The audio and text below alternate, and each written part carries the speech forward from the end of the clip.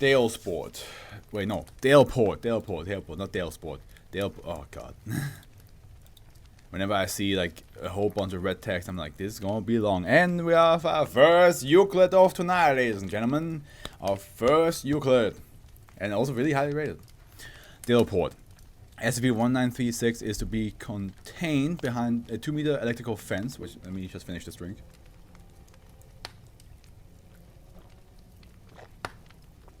Which is to be patrolled by security elements. The area contained is roughly circular, 1 kilometer in diameter. Security cameras are to be installed to cover areas not currently being patrolled.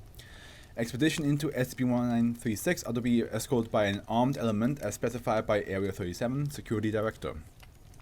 Personnel are not to enter spatially anomalous locations without specific authorization, with the condition of such authorization dependent on the recent anomalous activity within SCP-1936.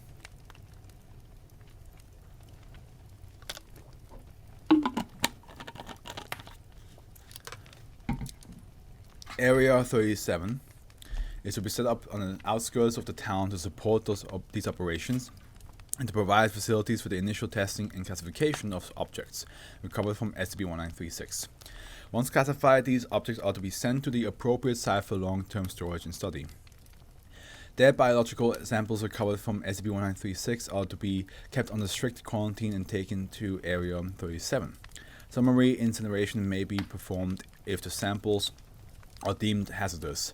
In the event that any live biological samples are found in SCP-1936, investigating personnel are to remove themselves from the area, and Mobile Task Force Z-29 Mad Mountaineers are to be sent into recover and bring it into containment. Description: SCP-1936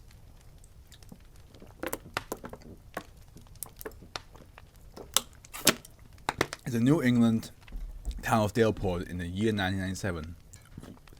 The town fell victim to what is presumed to be a highly destructive event or a series of highly destructive events over the course of several days.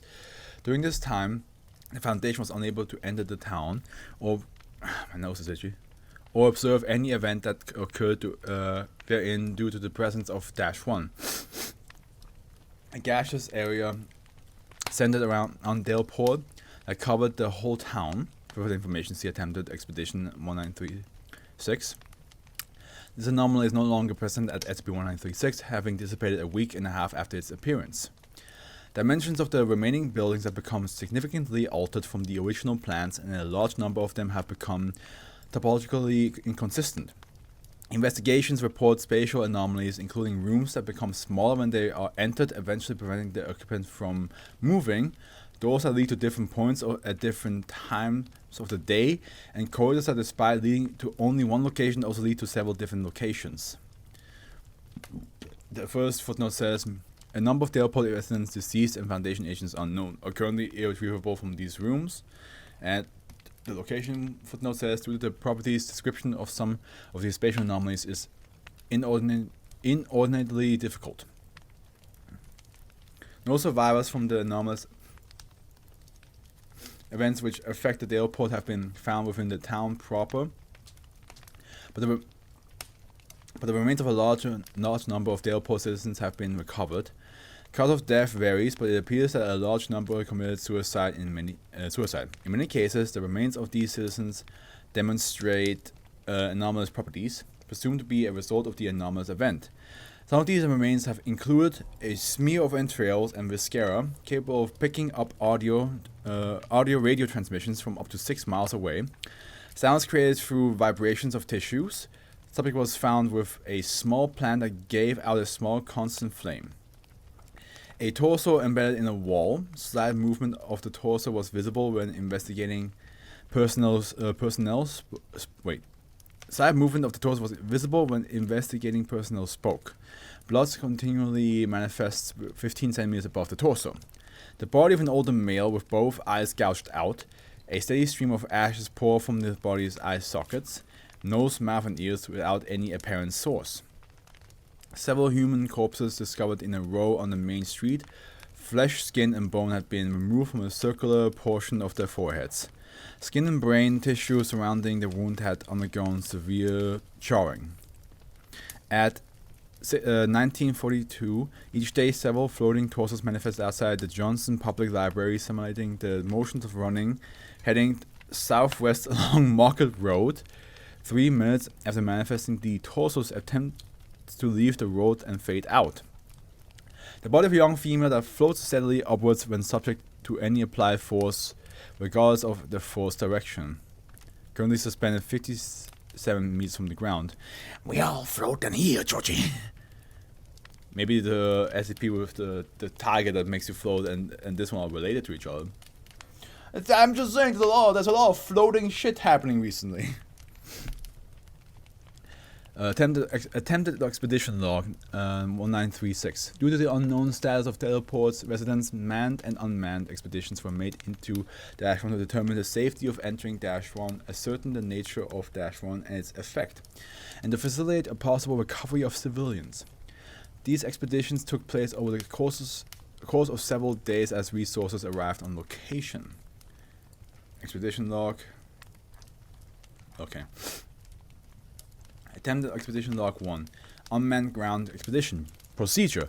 Following the detainment of relevant witnesses and the establishment of a containment perimeter, an unmanned ground vehicle, UGV-1, was sent into -1. UGV-1 was equipped with atmospheric sampling sensors, closed and open circuit biological samples, including several Rattus novecicus, brown rat, instances. Video and audio recording equipment were also included. Results: UGV-1 found -1 to be composed of sulfur, nitrogen, and carbon oxide. The concentration was found to be at a level where irritation occurs but were not present a lethal hazard. Biological samples were unaffected in any anomalous manner. Video recordings showed a smooth wasteland-like landscape starting at 100 meters into -1 and extending up to 2 kilometers from the edge of -1. At this range, radio communication with UGV-1 became degraded, and UGV-1 was returned to the -1's perimeter. UGVs used by the Foundation typically have a range of 70 kilometers from the base station in flat terrain, so something is affecting it to either make it feel like it's beyond 70 kilometers or it's just in generally disturbing the connection. Attempt expedition log 2, manned ground expedition, procedure 2D class D512 and D513 were sent into -1 aboard UGV-2, humanoid transportation variant. UGV-2 was equipped with a higher wattage radio transceiver than that of UGV-1. D512 and D513 wore level A gas-tight hazmat protective clothing and biotelemetry sensors during the expedition. Results: D512 and D513 were initially taken 1 kilometer from -1's boundary. D513 was ordered to desuit. D513 had been previously briefed on this and complied promptly. D513 reported no ill effects from exposure to -1. Medical telemetry showed D513 had slight difficulty breathing, similar to breathing smog. D512 and D513 continually reported flat, featureless terrain while in -1. Unacceptable levels of radio interference began at 3 kilometers from -1's boundary, and UGV-2 was returned to -1's edge. Medical examination performed upon the return on D512 and D513 showed they had not been abnormally affected during the expedition. Attempted expedition log 3, armed manned ground expedition. The following audio log is a transcription of an attempted expedition by Mechanized Infantry Platoon Kilo.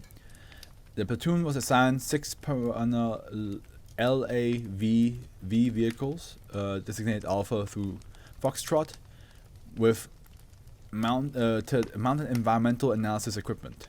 Log begins 3 kilometers into -1.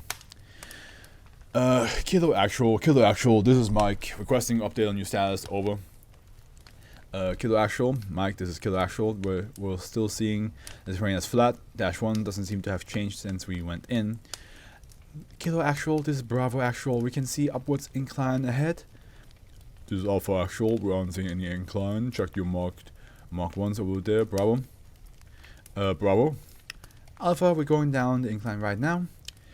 Yeah, we see it, following you down. Footnote says inconsistency was not noted until after the event. Killer platoon, this is Charlie Actual. Anyone else seeing the sky out there? Getting a lot of red and blue patterns. Seem to be screwing up the radio a bit. Yeah. CNC. I think I'm getting a bit of an They said amen, may that heretic burn in the pit.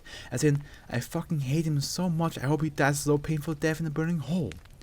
At this point, two-way communication with the expedition team was lost, with CNC only able to receive... I forgot to shave today, I just realized. Messages, sounds of a firefight, and wildly varying description of the attacking forces are heard. After approximately 30 minutes, the following message received. I am the Shivering Mist. I'm currently covering the town of Daleport. While traversing with your men have been attacked. Some have become Nagar, but the rest are in safe hands. Evil has been summoned to this town by a society of Reg. The worst shall be contained. Not Reg. The worst shall be contained within me by Vogdum and Taranak. But the town and its people will not remain unaffected. A great battle shall rage, and the victor must be decided. In time, those who can stop the AI will be here in time and see the Hilark Flag. Please do not send any more soldiers into me, as I cannot keep them from the shock. When all fought before the victors, I shall live, and shock will be yours again. I hope you shall survive it. Yeah. Unmanned observations continued to operate, but were unable to reach the town of Daleport.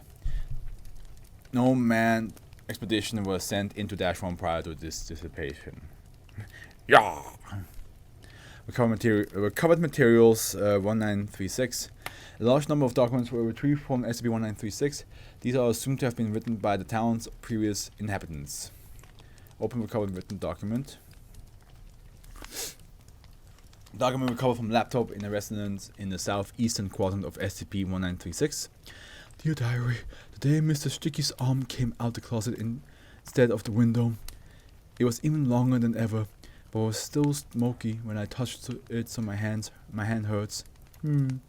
I told Mr. Sticky I didn't want any of his gross food today, and he got mad. He said it was vital to the incorporation of the lava. I'm really hungry, so I ate the gross food even though it was green and squirmy. I don't like Mr. Sticky that much. The following phrase was found in multiple locations, predominantly in public toilets and stitched into the internal organs of mutated Daleport's residents. Mr. Sticky reminds me of Mr. Smiley. I am sorry that I could not save you, Panklos. Document recovered from a store in the southwestern quadrants of SCP-1936. I'm running out of canned food, but I guess that's the least of my worries. There was some more god-awful screaming and shit out there tonight. Screaming started off human, think it was Lily from next door. Don't know what it sounded like by the end, never heard anything that sounded like that. Thought I heard something trying to get in a while ago. It was a Reverend House Show walking past my window again. Still ranting about God knows what. Managed to get a glimpse of him through the window and wished I hadn't. He had too many spaces in him. Gotta leave. I think one of the big guys is coming this way. I can hear drums out. So I am the voice, and the voice is me. Security cameras and other video devices continued to acquire footage while the Dash-1 was present. Open recovered video footage. There's so much to read in this one, but it's good stuff. Like, it's like this really like weird, almost apocalyptic dimension where shit just seems to be going all over the place.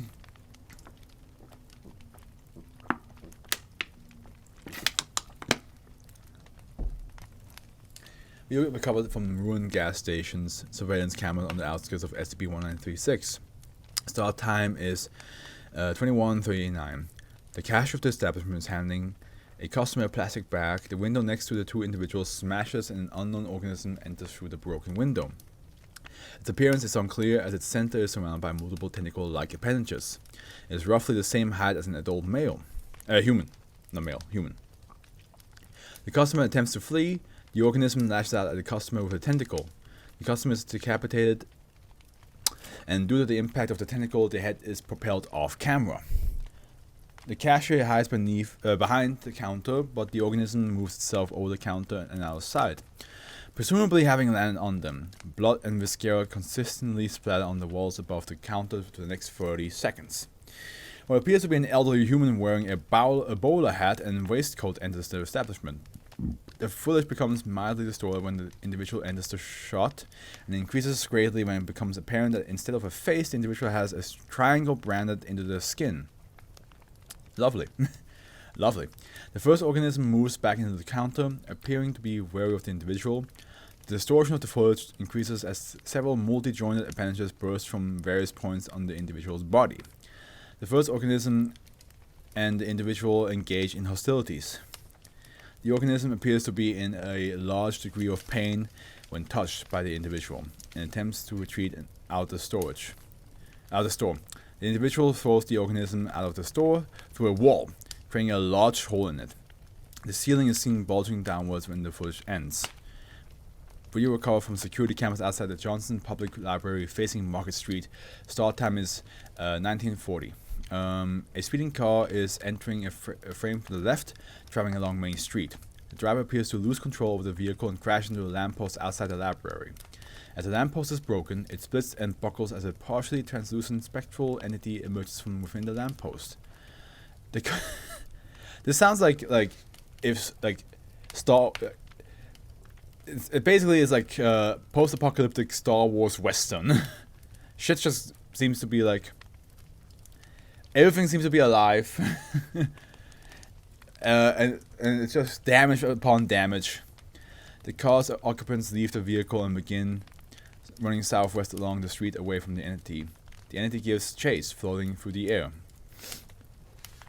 This goes on for several minutes, with the entity gaining a little ground. Yeah, I know that Star Wars is a Western, but I'm talking like more like apocalyptic, like more. Like think of Fist of the North Star style. Fist of the North Star and Star Wars, fuse those two together. That's what it feels like. Well, like it's just everything's destroyed. Everybody wants beef, but it's also very alien-like. This goes on for several minutes, with the entity gaining a little ground. Eventually, the entity stops giving chase and undergoes several changes in coloration. A blue-colored shockwave of unknown composition is then released from the entity and travels after the fleeing people. The shockwave passes off the people as they attempt to turn off the road, which causes the people to become transparent and fade. The following footage was pieced together from several partially surviving sources centered around the entrance to the town hall. The exterior town hall is shown having sustained damage, with the roof in partial state of collapse. The front doors to the building are missing, replaced with a circular phenomenon glowing the blue/violet end of the spectrum. A convoy of vehicles appears traveling towards town hall at speed. The convoy consists of dozens of civilian cars and trucks, as well as Foundation vehicles matching those sent at the manned exploration of -1. A small number of humaniform robotic entities armed with firearms of unknown make and manufacture are seen running alongside the vehicles. As the vehicles approach the town hall, the civilians and the Foundation personnel disembark. The civilians move towards the circular phenomenon at the apparent urging of the robotic entities and the Foundation personnel. 97 in total. A trilaterally symmetric organism, approximately 3 meters tall and covered in various technological items, is seen exiting the lead Foundation vehicle. The organism interacts with one of the devices and appears to undergo a series of controlled convulsions for several seconds. Footnote says, a dubstep-style remix of the Owl City song Embers was heard faintly through the town hall microphones at this time. It was worth noting that dubstep will not be independently invented for another year, and Embers will not be released for 15 years. Additionally, monitoring of the Owl City music project is ongoing. As the first civilians reach the circular phenomenon, a fractal-shaped sheet of motile skin jumps from the roof of the hall towards the crowd. Mandelbrot set based. Okay.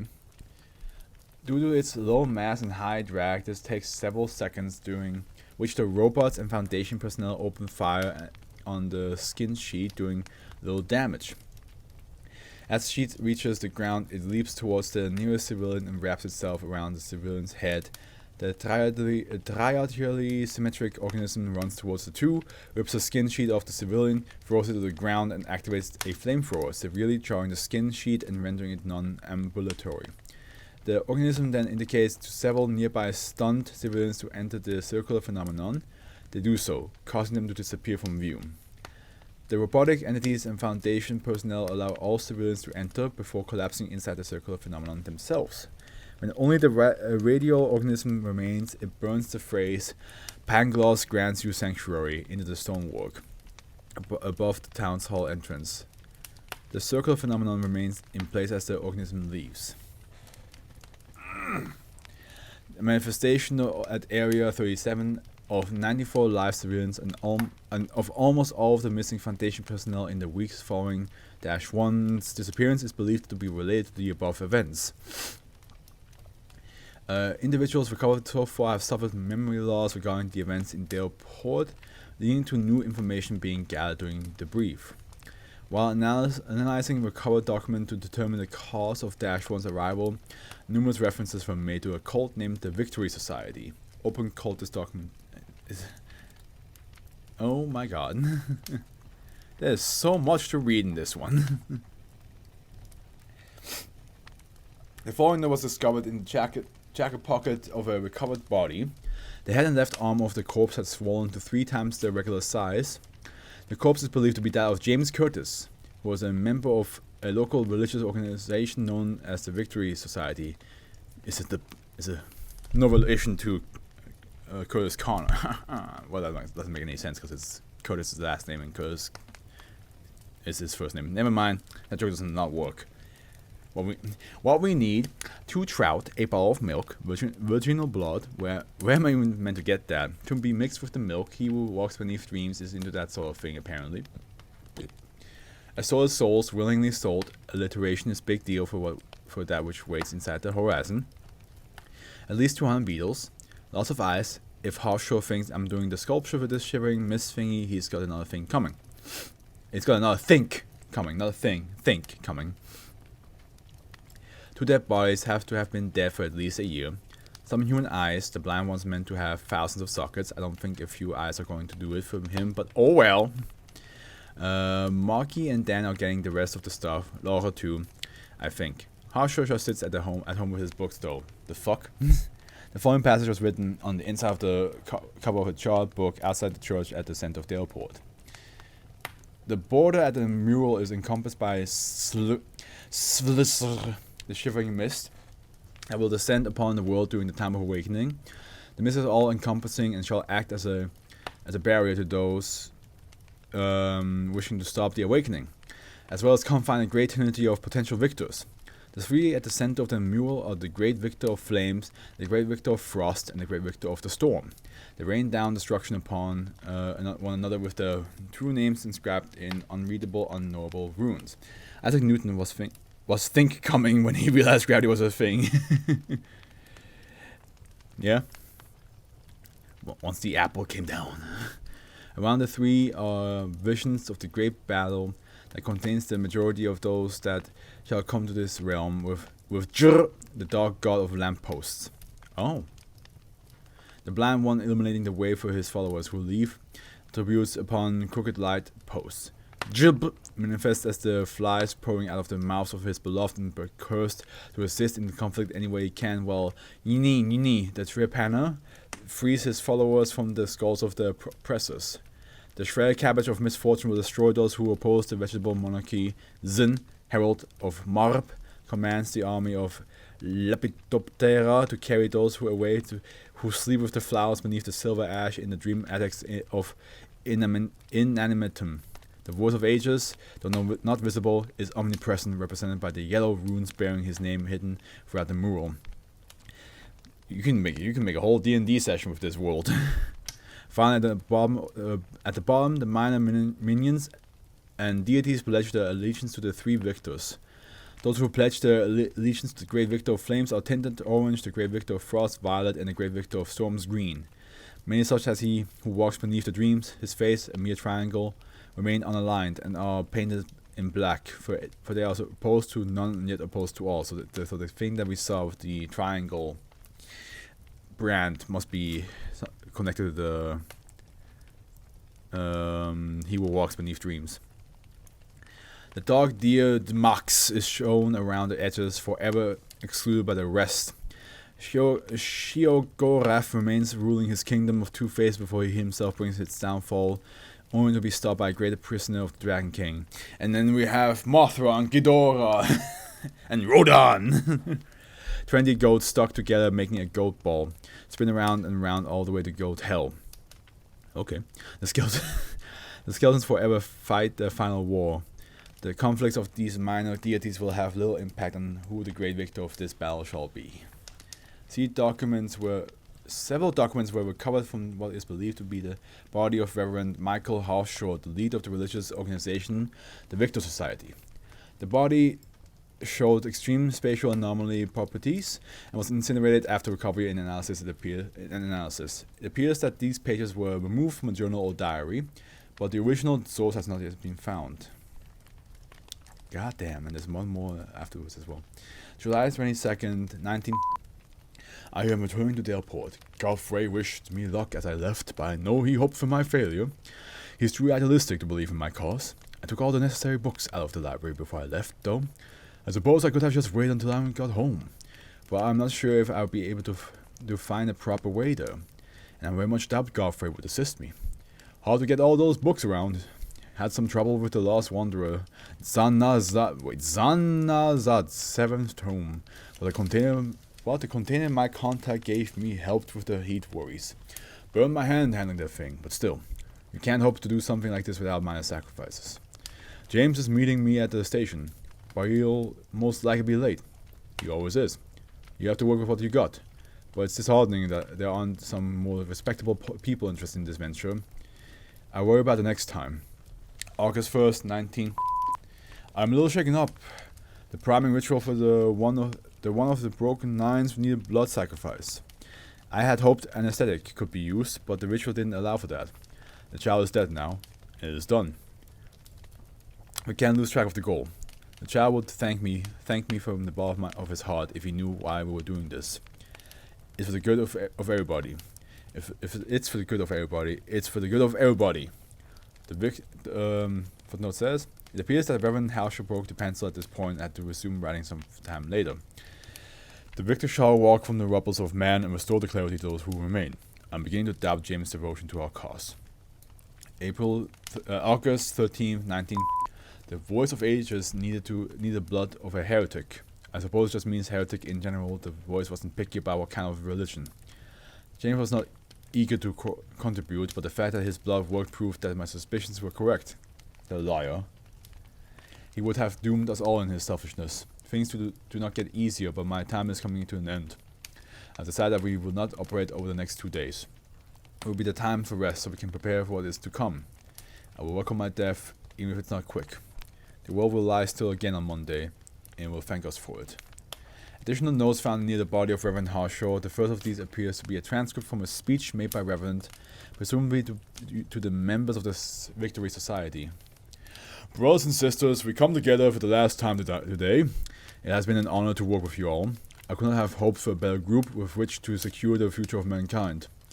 From the dawn of time, terrible impossibilities have spawned from the darkness between stars. Not hating life, simply being indifferent to it. We are as ants to those abominations, these demented gods. I use this term as this is what they are called in old texts. You will not find any biblical god here. Or perhaps you will. I do not know.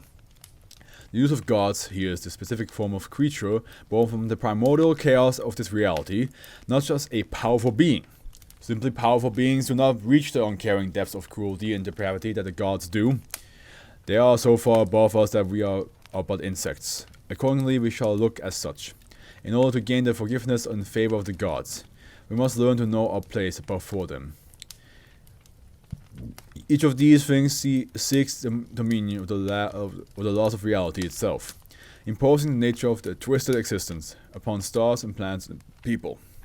The only answer to this threat? These gods must be destroyed, the states wiped clean. We could not do this, by no means, no. But we cannot allow these things to exist. A kingdom cannot have 1 billion kings. We cannot kill the gods, no. Only a god can kill a god. We will bring them here and bind them. Bind them until their bloodlust is sated, until all but one is dead. Always a single god remains, the victor, who returns to whence they came as the only god remaining. But the primordial chaos eventually spawns more gods, more twisted angels and demons. And so it all comes to pass again. Our vigilance must be constant, for a new victor must be found again and again. We will leave a mark in creation, but it will fade. It will heal. Stand strong as our people have before. Stand strong as the near men in ancient cities did. Stand strong as we did at the gates of Sodom. Stand strong as we have always stood strong, because this must always be done. Fortune favors those who. Just read something.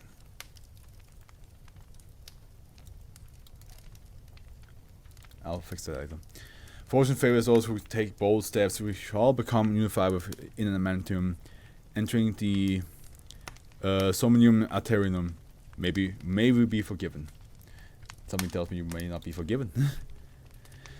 The following section was found in the back cover of Harsha's journal. And the victor shall walk from the rubble of men and bestow clarity, glory, majesty to those who remain. From the red of my eyes I see them. Yes, I do, and they see me. I do all of it right, and this is repayment. I do not fear the rebels of man. They are our glory. They are our glory. I don't know what they are. I don't know what I am. My throat goes somewhere else. And I do not like where it goes. Footnote says, this is most likely referring to the spatial anomalous aspect of the reference body. In a war, there is fire, but fire is cold in sideways and in the atoms themselves. In the mind, even because my headache like a nut that is cracking because of the baby bird inside it.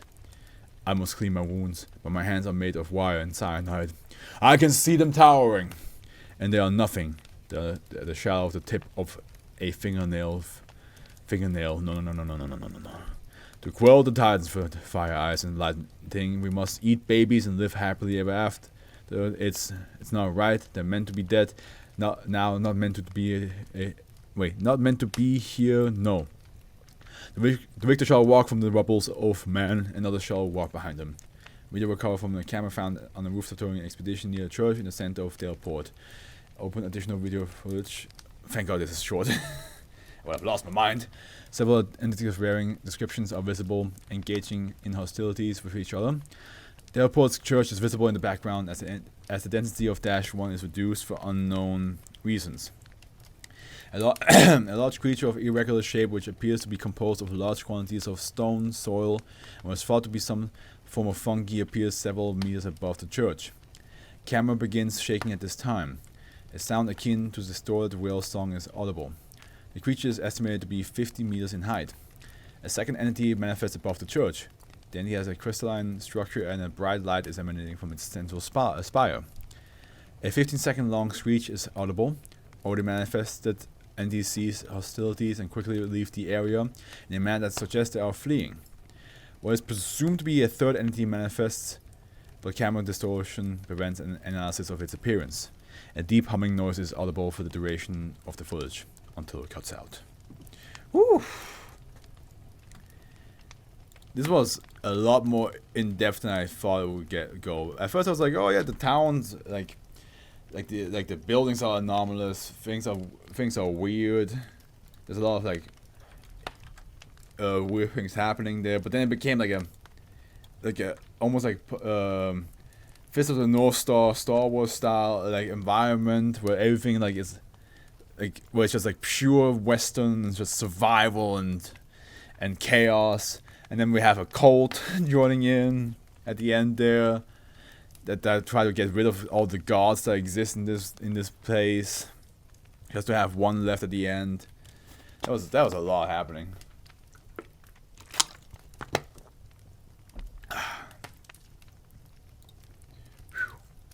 I hope the next 3 are not as long as these 2 that we just had, because otherwise I'll be here till 2 in the morning.